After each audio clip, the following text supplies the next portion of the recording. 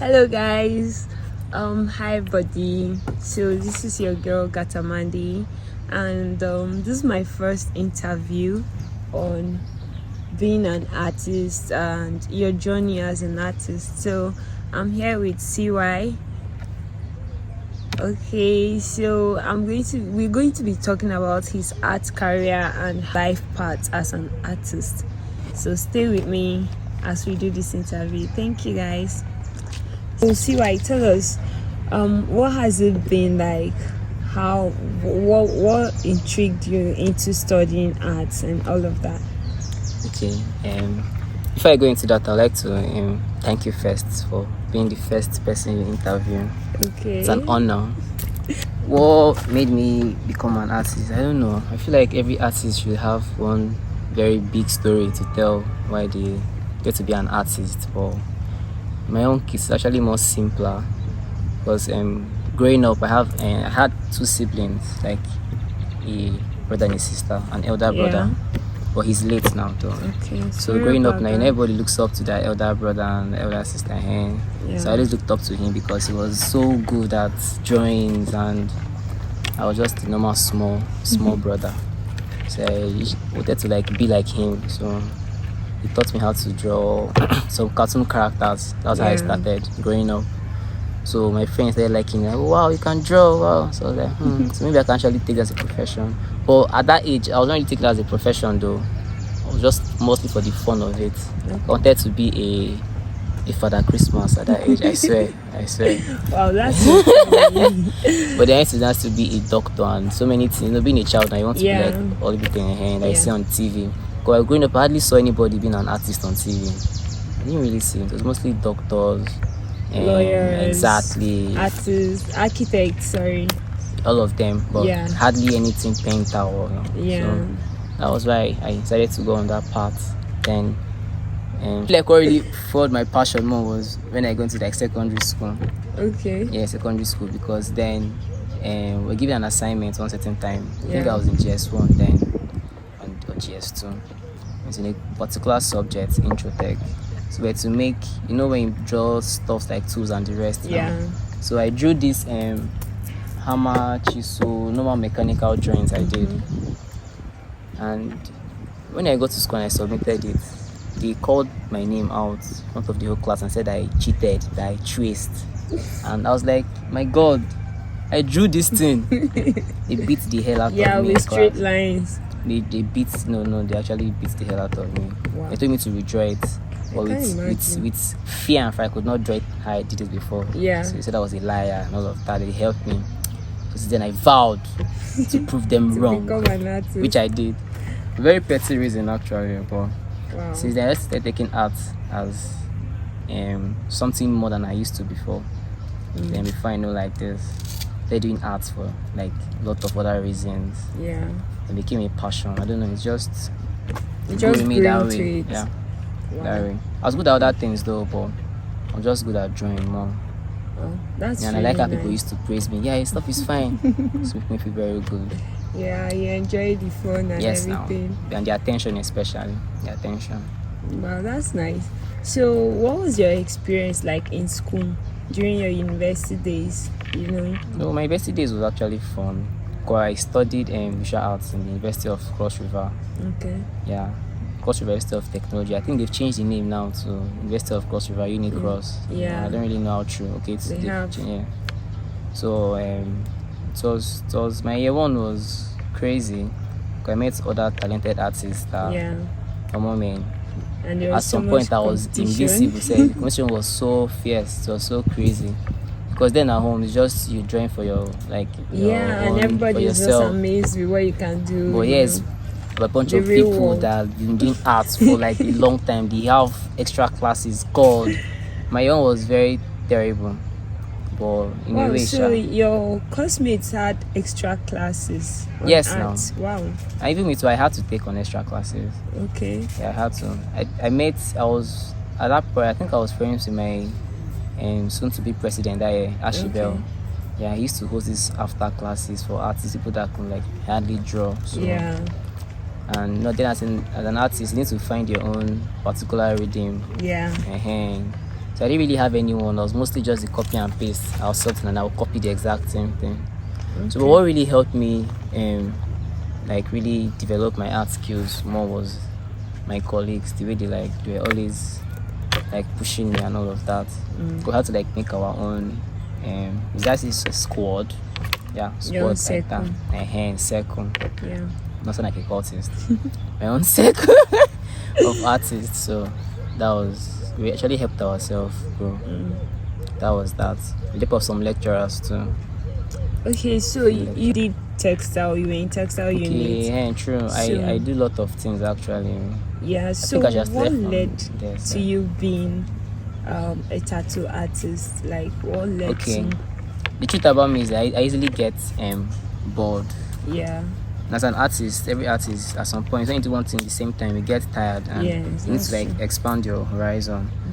Because I know I started off as a normal painter, and then I saw that I did not really have to be a painter all my life.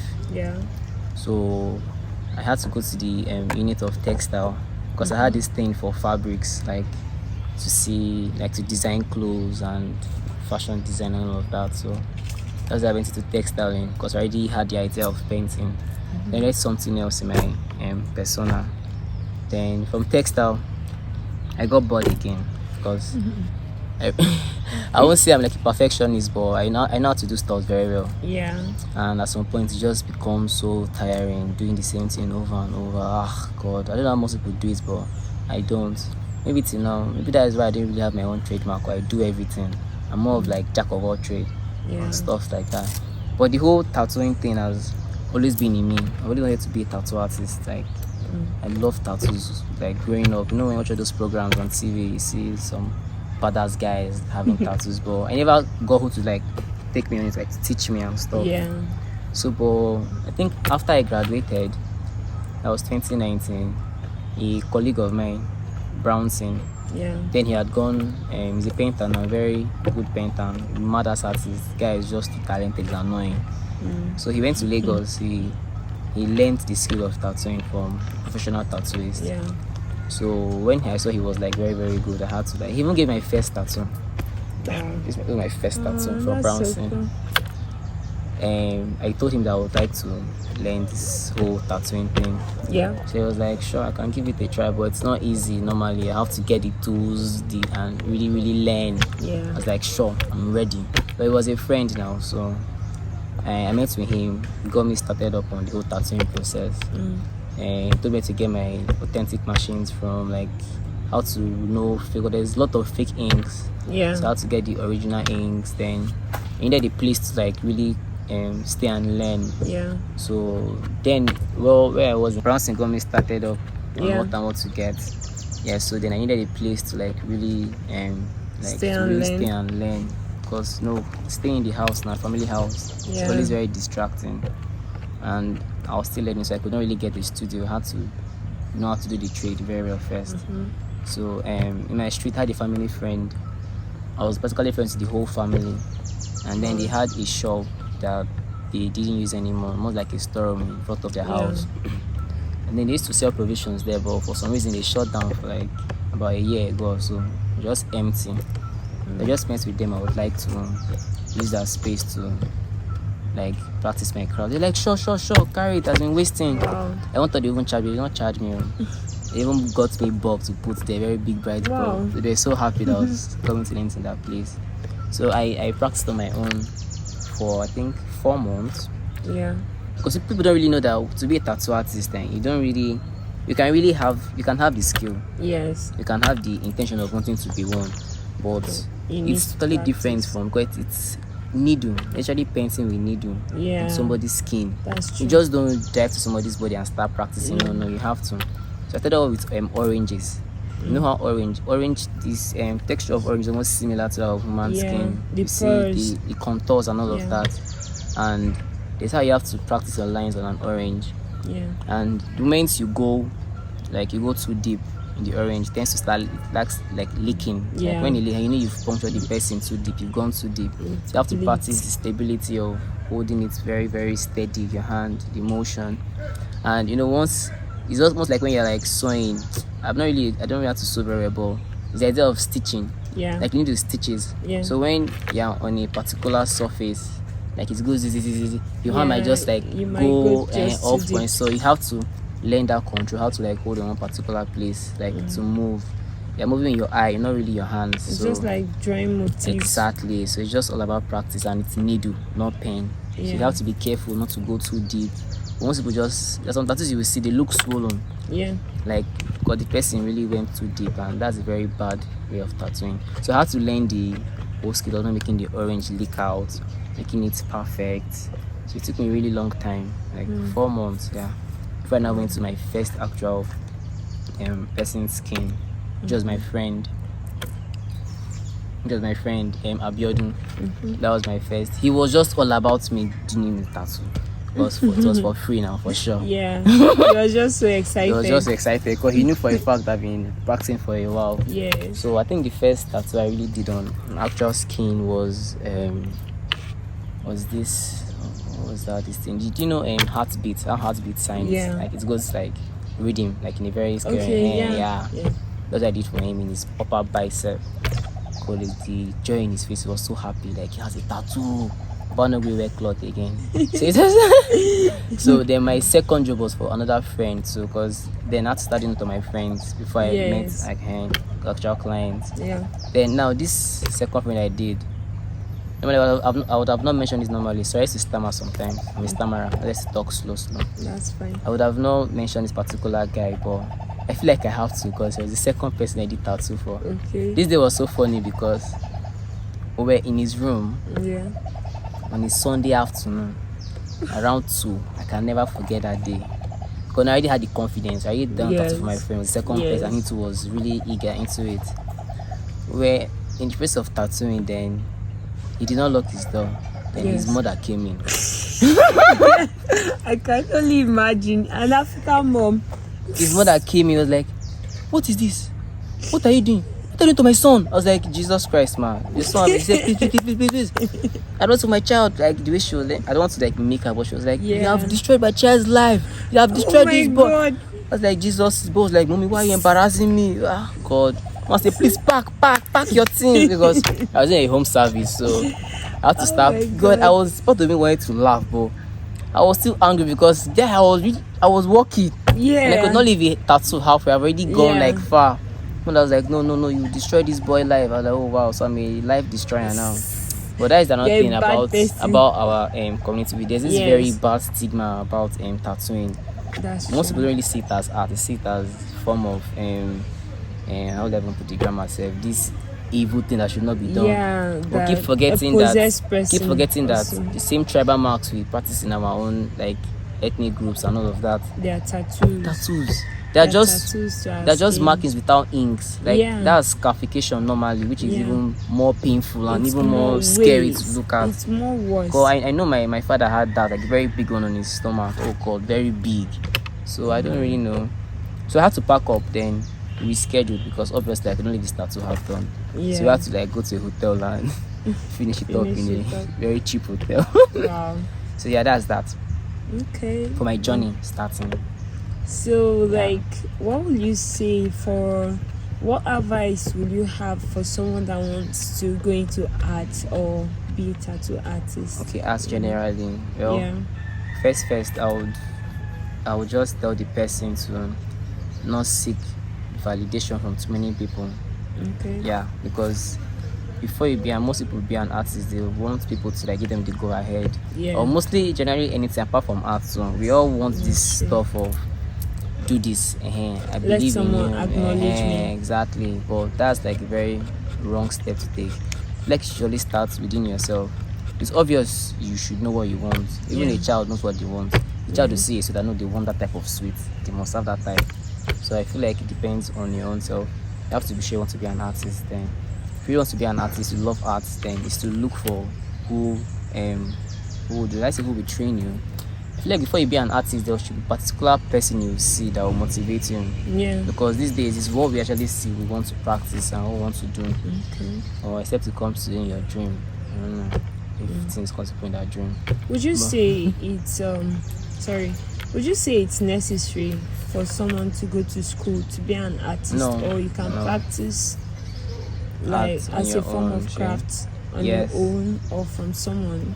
I feel like practicing art, most like people that still practice music in school, they just tend to really know the basics that you can learn anywhere, and they just give you more insight into it, but it's not really necessary. It's not really necessary to study art. Once you have a good art teacher and mentor and you follow the right steps and guidelines, you will definitely be a good artist. The learning thing in school could just be a bonus, like a small bonus to you. That's so what would you say are the most difficulties the most pronounced difficulties you've faced as an artist? Finance. Without a doubt, finance.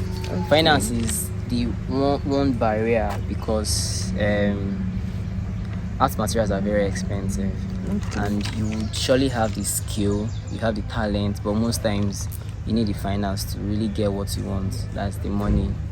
And to produce, sorry about that. To produce a good artwork, you need good materials. I need good products. So that's like one of the major thing in art that mostly in any form of craft people do. Materials, finance. So you need to have a good stable income. Not even if it's not really good, you should have a different source of income aside art. It's always advisable. You can't put your eggs in one basket. So that's like a major challenge. What inspires your work? Like, what really inspires you? What's your need? So many things inspires me. I'm not sure anybody has asked me this question before.